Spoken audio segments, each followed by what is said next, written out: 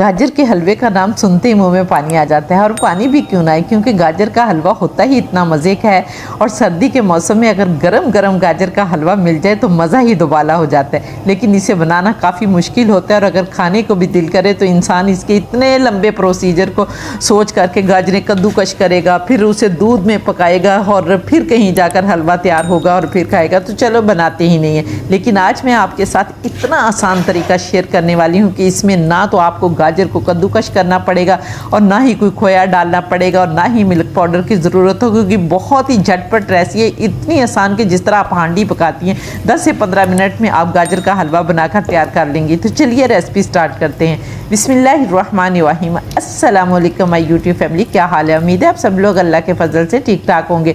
मैं हूँ मुस्कान खान, और मैं आप सब लोगों को अपने चैनल मुस्कान डेली कुकिंग पर वेलकम करती हूँ। और आज मैं आप लोगों को झटपट बनने वाला गाजर का हलवा बताने लगी हूँ कि आप हैरान भी होंगे और मुझे दुआएं भी बहुत देंगे कि आपने ये क्या बता दिया हमें, और फिर आप कहेंगे कि हम तो भाई रोज़ाना इसको बनाकर खा लेते हैं। हम यकीन करें कि जितनी देर हांडी में लगेगी ना, उतनी देर आपको गाजर का हलवा बनाने में लगेगी। मैं बीमार हूँ और मेरे से जो है वो चम्मच नहीं चलाया जाता था, इसलिए मैंने कभी गाजर का हलवा नहीं खाया था। और जब से मुझे इस रेसिपी का पता चला है तो आप यकीन करें कि मैं हर हफ्ते जो है वो बनाकर खाती हूँ, इतना मुझे मज़े का लगता है। तो चलिए मैं आपको बताऊं कि इसके लिए किन चीज़ों की ज़रूरत है। इसके लिए यहाँ पर देखें, मैंने 1 किलो से थोड़ी सी 2-3 गाजरें ज़्यादा ली थी, और इनको साफ़ करके इनके हेड्स उतार के और इनको छील कर अच्छी तरह से मैंने वॉश कर दिया, क्योंकि गाजरों को 2 दफ़ा धोना पड़ता है। एक दफ़ा जब हम इसको कद्दूकश करने लगते हैं तो उससे पहले गाजरों को अच्छी तरह से धोना पड़ता है, और फिर इसके हेड्स उतार देते हैं और छील लेते हैं,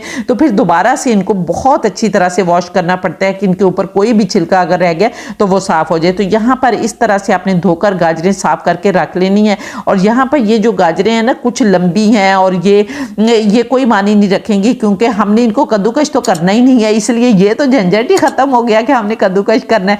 बस क्या आपने करना है कि अगर लंबी गाजरें हैं तो उनके 3-3, जिस तरह आपको वीडियो में नज़र आ रहा है, 3-3 टुकड़े कर लें। अगर और छोटी गाजरें हैं तो 2-2 टुकड़े कर लें, और पीछे से अगर मोटी हैं तो उनको भी दरमियान से काट लें और इस तरह कटिंग कर लें। तो मैं सारी गाजरों को कटिंग करती हूँ और फिर आपको दिखाती हूँ। अब यहाँ पर देखें, माशाल्लाह अल्हम्दुलिल्लाह मैंने सारी गाजरें जो हैं वो काट ली हैं। इस तरह से आपने कटिंग कर लेनी है।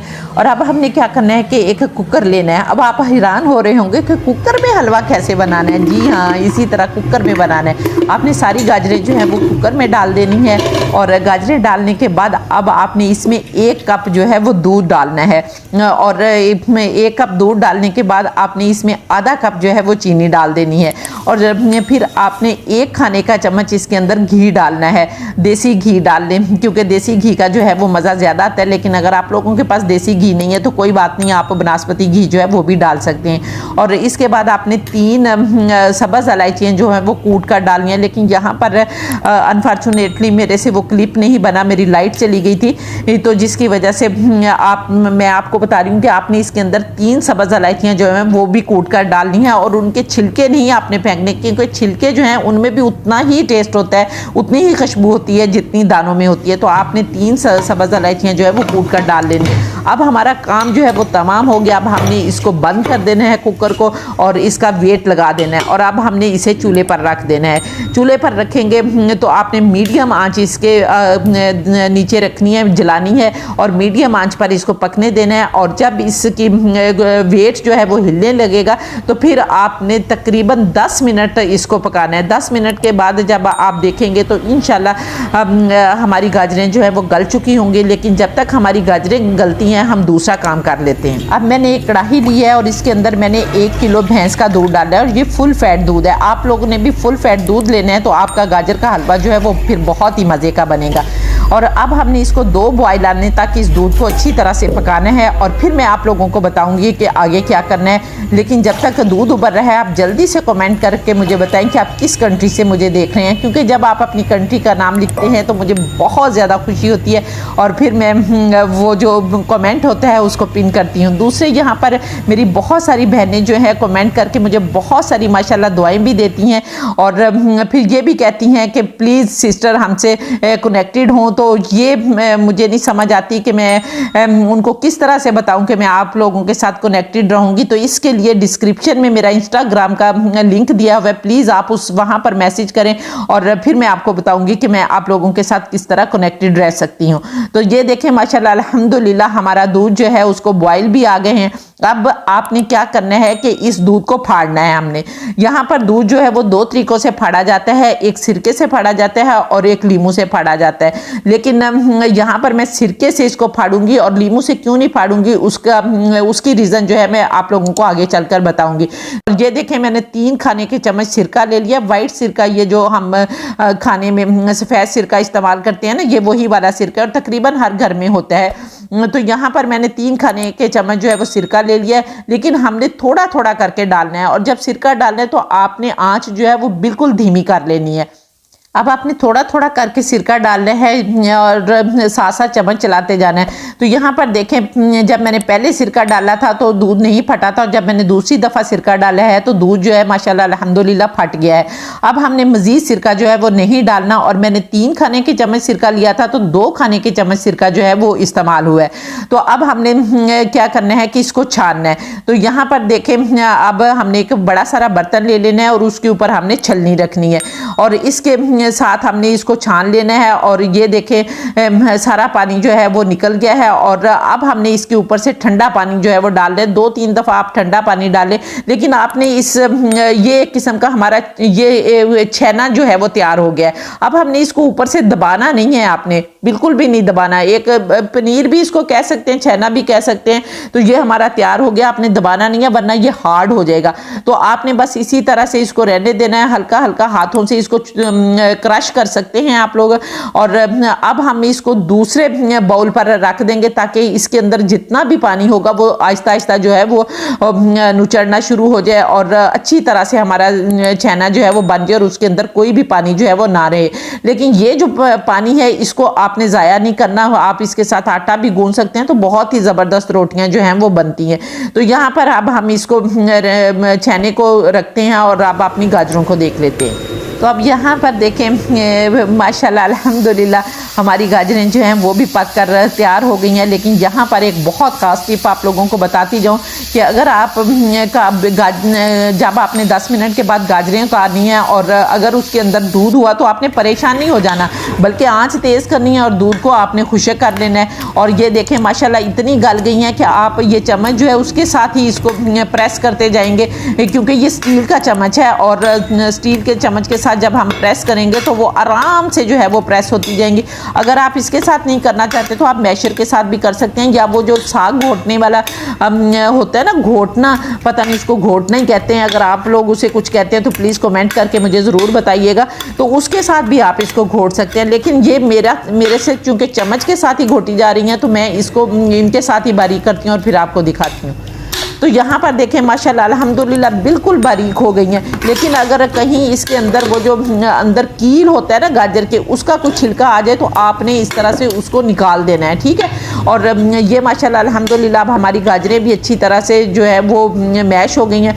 अब दोबारा से हमने कढ़ाई चूल्हे पर रखनी है और इसके अंदर हमने 1 खाने का चम्मच जो है वो घी डालना है। बिस्मिल्लाहिर्रहमानिर्रहीम। यहाँ पर हम घी डालेंगे और घी को गर्म होने देंगे और जैसे ही घी गर्म होता है हमने जो अपनी गाजरें तैयार करके रखी हुई हैं वो गाजरें हमने इसके अंदर डालनी है और अब हमने इसकी अच्छी तरह से भुनाई करनी है। भुनाई जितनी अच्छी होगी आपका गजरेला उतना ही जो है वो मज़े का बनेगा।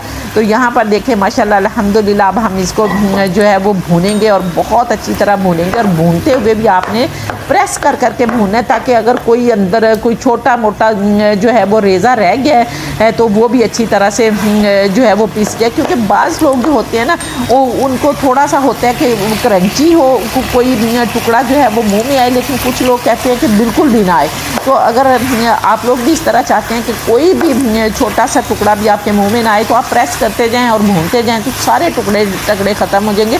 और इसके आगे भी इतने आसान तरीके आपको बताऊंगी कि आप कहेंगे कि ये क्या हो गया, इतने आसान तरीके आपने पहले क्यों नहीं बताए हमें, काश हमें भी पहले भी पता होता। तो यहाँ पर देखें अब माशाल्लाह अल्हम्दुलिल्लाह हमारा जो है वो हलवा जो है वो काफ़ी भुन चुका है और पानी भी इसका जो दूध था वो भी रिड्यूस हो गया है। और अब हमने इसमें ड्राई फ्रूट्स डालने, और बाज़ लोग जो हैं वो अलग से ड्राई फ्रूट जो है वो फ्राई करते हैं, वो भी मैं आपकी झंझट ख़त्म करती हूँ। आपने हलवे को एक साइड पे करना है और यहाँ पर थोड़ा सा आपने 1 टीस्पून के करीब जो है वो और घी डाल लेना है और उसके अंदर ये देखें आप डालें सारे ड्राई फ्रूट। आप जो भी ड्राई फ्रूट डालना चाहते हैं डाल लें। मैंने यहाँ बादाम, पिस्ते और ये नारियल लिया है और इसको डालें और देखें हल्का सा रोस्ट करें, क्योंकि इनको हमने कौन सा इतना ज़्यादा रोस्ट करना है, बस हल्का सा टच देना है फ्राई होने का। और ये फ्राई हो गए और सारे हलवे में जो है वो अच्छी तरह से मिक्स करें। फिर 2-3 मिनट के लिए आप अच्छी तरह से इसको पकाएं और फिर इसके बाद जो है वो आपने जो हमने तैयार किया हुआ छेना तैयार किया हुआ है ना, वो आपने डालना है। और ये देखिए माशाल्लाह अल्हम्दुलिल्लाह ऐसे लग रहा है जैसे खोया डाला हुआ है। अगर आप किसी को नहीं बताएंगे ना कि ये हमने खोया नहीं डाला तो किसी को पता ही नहीं चलना कि ये खोया डाला है या कि पनीर डाला है या छेना डाला है। यहाँ पर मैं आपको बता देती हूँ कि हमने इसको लेमन के साथ क्यों नहीं फाड़ा था, क्योंकि जब लेमन के साथ फाड़ते हैं तो वो ज़्यादा खटास होती है और वो खटास फिर इतनी जल्दी जो है वो जाती नहीं है। लेकिन जब हम सिरके से फाड़ते हैं ना तो उसकी खटास इतनी ज़्यादा नहीं होती, 1-2 दफ़ा पानी से धोए तो वो खटास ख़त्म हो जाती है।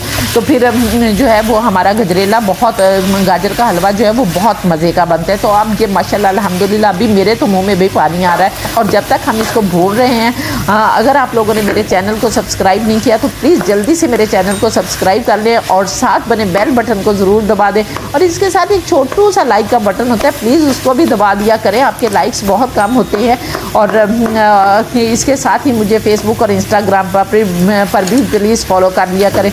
और यहाँ पर देखें माशाल्लाह अल्हम्दुलिल्लाह हमारा गजरेला जो है वो बस बनने की आखिरी स्टेज पर पहुँच गया। अब हमने इसके अंदर किशमिश डालनी है, क्योंकि किशमिश जो है वो तो गर्म हलवे में ही जो है वो फूल जाती है, इसलिए हमने इसको बहुत ज़्यादा नहीं पकाना। अब हम किशमिश डाल के इसको 2 मिनट के लिए हिलाएंगे अच्छी तरह से और हमारी किशमिश जो है वो फूल जाएगी। तो माशाल्लाह अल्हम्दुलिल्लाह देखें कितना मज़े का और कितना टेस्टी लग रहा है।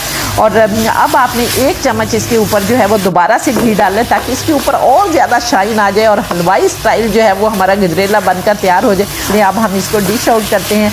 तो ये देखें बिस्मिल्लाहिर्रहमानिर्रहीम माशाल्लाह बेख्तियार कहने को दिल कर रहा है कि फ़बी अलाई रब्बिकुमा तुकज़्ज़िबान। और इतना टेस्टी होगा, मैं आपको गारंटी के साथ कहती हूँ कि इतना आसान हलवा जो है आप डेली भी बनाएंगे तो आप नहीं थकेंगे।